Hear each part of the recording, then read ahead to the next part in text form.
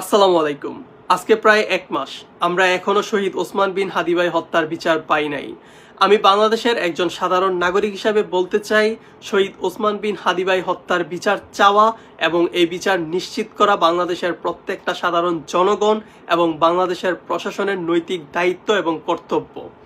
কেননা আজকে যদি আমরা শহীদ ওসমান বিন হাদি ভাই হত্যার বিচার এই বাংলাদেশের মাটিতে সুনিশ্চিত না করতে পারি, সন্ত্রাসীদের যদি আমরা শাস্তি না দিতে পারি, পরবর্তীতে তোমার আর আমার কোনো ভাই হত্যার শিকার হইব না, তার কোনো গ্যারান্টি নাই।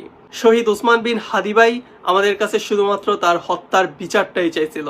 আজকে ১ মাস হয়ে যেতেছে, আমরা এইটাও করতে পারি নাই। আমরা জাতি হিসাবে লজ্জিত, আমরা শহীদ ওসমান ভাইয়ের ভাই হিসাবে লজ্জিত।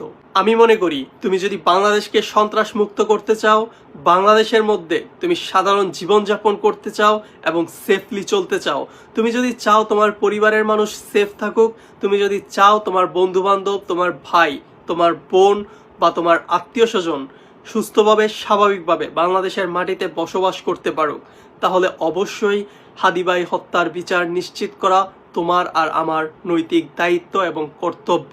২৪-এর আন্দোলনে তোমরা স্বৈরাচার শাসকের বিরুদ্ধে যেভাবে মুখ খুলছিলা, তোমরা যেভাবে প্রতিবাদী হাত তুলছিলা, আমি চাই তোমরা শহীদ ওসমান বিন হাদি ভাই হত্যার বিচার চাইয়া তোমরা আবারও মুখ খোলো, তোমরা তোমাদের প্রতিবাদী হাতটা আবারও বের করো, তোমরা এই বিচার এই বাংলার মাটিতে সুনিশ্চিত করো।